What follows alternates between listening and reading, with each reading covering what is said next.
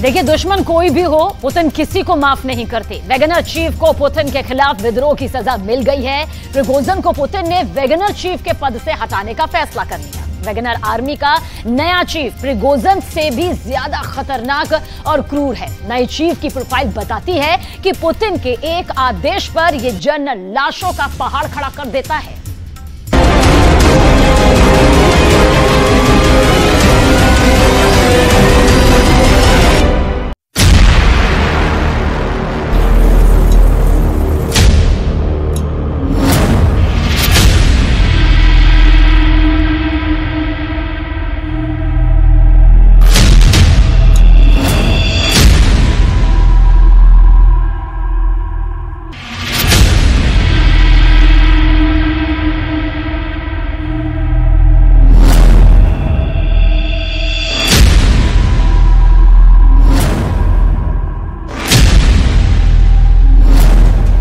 Putin का order आ गया है।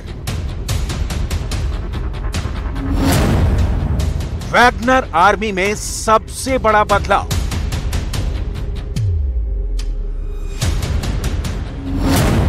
येवगेनी प्रिगोजिन की वैगनर चीफ पद से छुट्टी।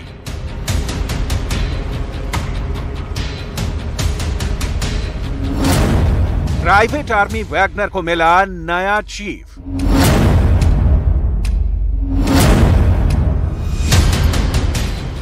नया जनरल प्रिगोजिन से भी ज्यादा कुख्यात।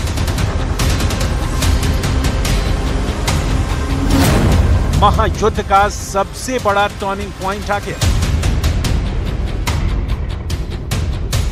पुतिन चुन चुन कर बदला लेते हैं। पुतिन का ऐसा कोई दुश्मन नहीं जिसे पुतिन ने माफ किया हो, जो पुतिन के खिलाफ खड़ा हो और उसे इसका अंजाम नहीं भुगतना पड़े। वक्त चाहे युद्ध का हो या शांति का, और प्रिगोजिन ने तो विद्रोह का बिगुल ही फूंक डाला था। लिहाजा पुतिन का फैसला आ गया है। जिस रसोइया को पुतिन ने रूस का ओलिगार्क बना दिया, जिसे दुनिया की सबसे क्रूर सेना का जनरल बना दिया, अब पुतिन ने उस जनरल येवगेनी प्रिगोजिन को मसल कर रख दिया है। उसे उसके पद से हटाने का फरमान जारी कर दिया है।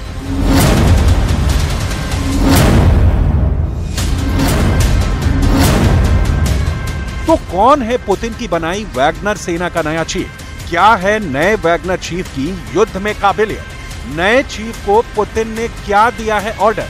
कैसा है नए वैगनर चीफ का ट्रैक रिकॉर्ड? इन सारे सवालों की डिटेल आपको दिखाएंगे। आपको बताएंगे कि फिलहाल बेलारूस में पोलैंड के बॉर्डर पर इकट्ठा हुई वैगनर सेना किस तरह की ट्रेनिंग ले रही है और क्या है वैगनर आर्मी का next plan.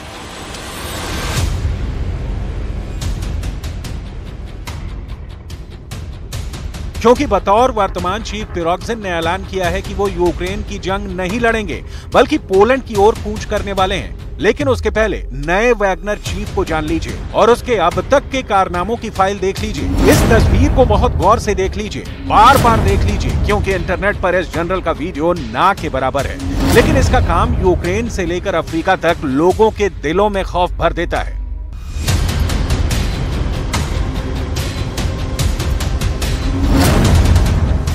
Sergei Vladimirovich शुभको। Sergei 47 साल का है, यूक्रेन में ही पैदा हुआ है, लेकिन 1990 के दशक में सर्गेई के माता पिता यूक्रेन छोड़कर रूस चले गए। वैगनर ग्रुप ज्वाइन करने के पहले सर्गेई व्लादिमीरोविच 1994 से 2002 यानी 8 सालों तक रूस के एयरबोर्न ट्रूप्स में था। 2003 में सर्गेई को कमीशन फॉर यूथ अफेयर्स का चेयरमैन बना दिया गया। 2014 में सर्गेई कोसैक सोसाइटी का हेड बना। सर्गेई ने 2017 में वैगनर ग्रुप ज्वाइन कर लिया। वैगनर सेना में शामिल होते ही 2018 में पुतिन ने सर्गेई को सीरिया भेज दिया। 2021 में सर्गेई अफ्रीका में वैगनर की कमान संभाल रहा था। 2022 में सर्गेई आक्रुग प्रशासन का डिप्टी हेड बन गया। सर्गेई के खिलाफ आतंक और हिंसा के कई मामले दर्ज हैं। सर्गेई को फ्रंट लाइन पर मोर्चा संभालने के लिए पॉयनियर के नाम से भी जाना जाता है। सर्गेई की वैगनर चीफ के तौर पर ताजपोशी करके पुतिन क्या मैसेज देना चाहते हैं? अब पुराने चीफ येवगेनी प्रिगोजिन का क्या होगा? और सबसे बड़ा सवाल जो पश्चिम मीडिया में उठाए जा रहे थे कि वैगनर के विद्रोह के बाद पुतिन इस सेना को ही भंग कर देंगे। ये फैसला पुतिन ने क्यों पलट दिया? उसका जवाब पुतिन और बेलारूस के राष्ट्रपति लुकाशेंको की ये सबसे ताजा मीटिंग है। पुतिन ने इस मीटिंग में जो तय किया वो ये कि वैगनर लड़ाके फिलहाल बेलारूस में ही रहेंगे और बेलारूस की सेना को ट्रेंड करेंगे। अब सवाल उठता है कि ये ट्रेंड सेना क्या पोलैंड पर हमले की प्लानिंग कर रही है? तो उसका उत्तर फिलहाल देना तो मुश्किल है, क्योंकि पोलैंड पर हमले का मतलब होगा नाटो के 31 देशों के खिलाफ रूस का जंग छेड़ना, जिससे पुतिन बचते दिख रहे हैं। लिहाजा सवाल घूमकर वैगनर पर टिक जाता है कि नए चीफ की नियुक्ति की जरूरत ही क्यों पड़ी अगर पिरोग्जिन पुतिन का बहुत खास था। इस सवाल का जवाब आपको वैगनर विद्रोह की क्रोनोलॉजी में मिलेगा। वैगनर विद्रोह ने रूस की सुरक्षा और सैन्य बलों के भीतरी विभाजन को उजागर कर दिया। ये तथ्य है कि वैगनर सैनिक सशस्त्र विद्रोह शुरू करने और पीछे हटने से पहले मॉस्को की ओर कूच करने में सक्षम थे, जो रूसी सुरक्षा तंत्र के भीतर कमजोरियों का सबूत है। विद्रोह का असर लंबे वक्त में ये हो सकता है कि ऐसे विद्रोह और भी कई हो सकते हैं। विद्रोह ने राष्ट्रपति पुतिन की कमजोर होती सत्ता का सच दुनिया के सामने ला दिया। वैगनर विद्रोह की इससे पैदा हुई अनिश्चितता के कारण रूसी रूबल विनिमय दर में अस्थिरता की स्थिति पैदा हो गई। अमेरिकी डॉलर के मुकाबले रूबल में भारी गिरावट देखी गई और ये 15 महीने के सबसे निचले स्तर पर पहुंच गए। वैगनर विद्रोह से पुतिन के लिए चुनौती खड़ी हो गई है, क्योंकि सशस्त्र और ट्रेंड रूसी दुनिया के कई हिस्सों में, खासकर अफ्रीका और मध्य पूर्व में फैले हुए हैं।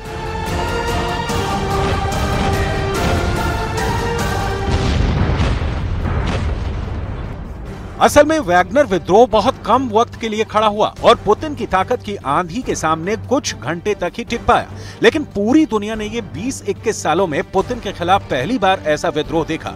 ये पुतिन की साख पर बट्टा था, लिहाजा उसी दिन तय हो गया था कि येवगेनी पिरोग्जिन को पुतिन छोड़ेंगे नहीं, भले ही उसे बेलारूस भेजकर फिलहाल मामला टाल दिया गया हो।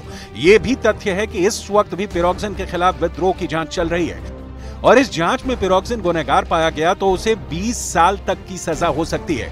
मतलब पिरोग्जिन की विदाई की स्क्रिप्ट बहुत पहले लिखी जा चुकी थी, लिहाजा सीन बदल गया। सर्गेई वैगनर की कमान संभालने वाला है। वैसे वैगनर लड़ाकों को कमतर तो कभी खुद पुतिन भी नहीं आंक सकते। इसका कारण है इन भाड़े के सैनिकों का युद्ध में प्रदर्शन। बखमूत इलाका सबसे बड़ा सबूत है, जहां फ्रंट पर खड़े होकर वैगनर लड़ाकों ने जीत हासिल की और पुतिन को बखमूत गिफ्ट कर दिया। दूसरा, पुतिन 50,000 ट्रेंड भाड़े के सैनिकों की सेना को भंग भी कर देते तो ये लड़ाके क्या करते?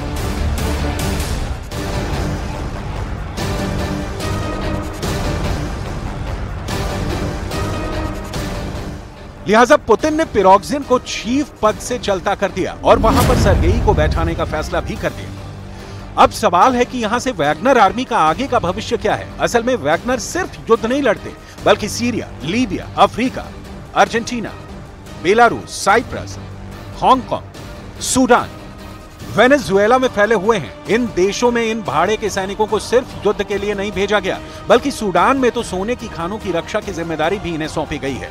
रूस के वैगनर प्रमुख येवगेनी पिरोग्जिन के आलीशान घर और कार्यालयों पर 5 जुलाई को रूसी सुरक्षा बलों ने जब छापा मारा तो वहां से बंदूकें, गोला बारूद, सोने की ईंट बरामद की गई। यह इस बात का सबूत है कि भाड़े के इन सैनिकों को पुतिन ने लूट की खुली छूट दे रखी है। लिहाजा इन भाड़े के ही सही इन सैनिकों को रूस की सेना के लिए संभालना आसान काम नहीं है। यही वजह है कि पुतिन ने अपनी इस प्राइवेट आर्मी को भंग नहीं किया, बल्कि चीफ पिरोग्जिन को ही बदल दिया।